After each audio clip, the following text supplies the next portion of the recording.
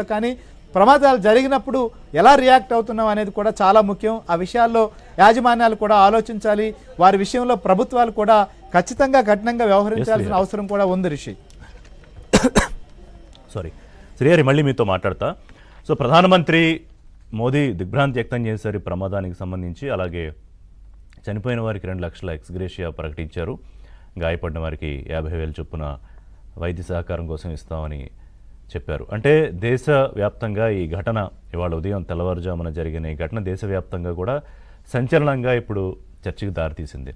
ఎందుకంటే ఒక travels bus ఒక గమ్యస్థానానికి సురక్షితంగా తీసుకుని ఎవరికి వాళ్ళని దింపాల్సిన బస్సు ఎటువంటి ఫిట్నెస్లు కానీ ఇన్సూరెన్స్లు కానీ ఏ రకమైన నామ్స్ ఫాలో కాకుండా అత్యంత వేగంగా వెళ్ళడం, ఒక బైకర్ని ఢీకొనడం, డీజిల్ ట్యాంకర్కి తగిలి అమాయకులైన 20 మంది ప్రాణాలు బలి తీసుకుంది. ఇప్పుడు ఎవరు బాధ్యత వహిస్తారు? అది ఎప్పటికీ ఒక ప్రశ్నే. ఫిట్నెస్ లేని బస్సా? ఆల్రెడీ వాళ్ళు పారిపోయారు. మనం ట్రై చేసాం, లైవ్లో కూడా వాళ్ళతో మాట్లాడడానికి ప్రయత్నం చేసాం. వాళ్ళు ఆల్రెడీ ఎస్కేప్డ్, దొరుకుతారు. ఆఫీసులు కూడా తీయలేదు, బాధ్యత లేదు వాళ్ళకి. సరే, అధికారులు అలాగే కొంత మానవత్వం ఉన్నవాళ్ళు అక్కడ ఆగి ఏదో కుదిరినంత సహకారం చేద్దామనే ఒక ప్రయత్నం చేశారు. మనం కలెక్టర్ గారితో కూడా మాట్లాడాము, అలాగే హైమారెడ్డి అని ఒక విట్నెస్తో మాట్లాడాము. సో కొంతమంది కనిపించట్లేదు. వాళ్ళు ఏంటంటే అప్పటికప్పుడు బయటకు వచ్చి ఏ కారో ఏ బస్సో దొరికితే ముందు అక్కడి నుంచి వెళ్ళిపోయిన వాళ్ళు కొంతమంది ఉన్నారు. అలాగే ప్రస్తుతానికి ఎవరు చనిపోయారు, ఏంటి, ఎంతమంది చనిపోయారు అనేది అఫీషియల్గా డిఎన్ఏ రిపోర్ట్ వచ్చిన తర్వాత మనకి డీటెయిల్స్ తెలుస్తాయి. అలాగే రాష్ట్ర హోంమంత్రి అనితతో ముఖ్యమంత్రి మాట్లాడారు. హోంమంత్రి కాసేపట్లో అక్కడ చేరుకుంటున్నారు. కర్నూలుకు హోంమంత్రి అనిత, డీజీపీ హరీష్ కుమార్ గుప్తా కూడా వెళుతున్నారు. గన్నవరం ఎయిర్పోర్ట్ నుంచి ప్రత్యేకమైన హెలికాప్టర్లో బయలుదేరుతున్నారు.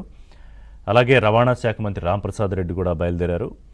ఇప్పటికే సహాయక చర్యలకు సంబంధించి అప్పటికప్పుడు అప్డేట్స్ తీసుకుంటున్నారు. దుబాయ్ పర్యటనలో ఉన్న ముఖ్యమంత్రి చంద్రబాబు నాయుడు, అలాగే తెలంగాణ ముఖ్యమంత్రి రేవంత్ రెడ్డి కూడా అధికారులతో మాట్లాడారు.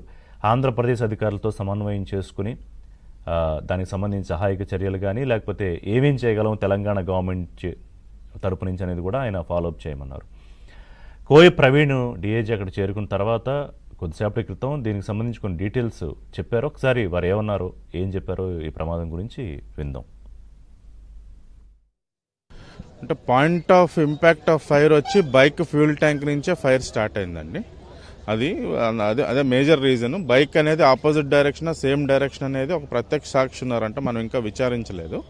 Point of collision, point of impact fire అయితే, ఫైర్ కంబషన్ అయితే మాత్రం బైక్ ఫ్యూల్ ట్యాంక్ అని.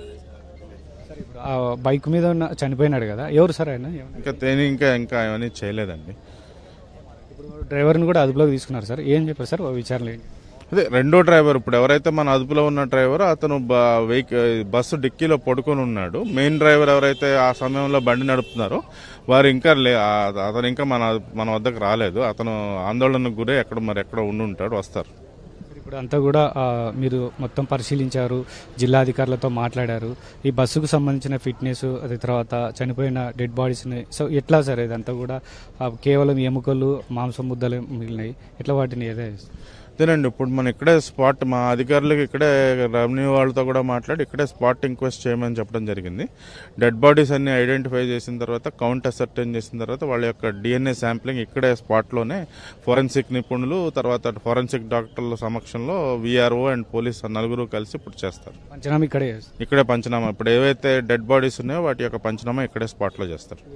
ఐడెంటిఫై చేశారు సార్ ఎవరు ఇక్కడ?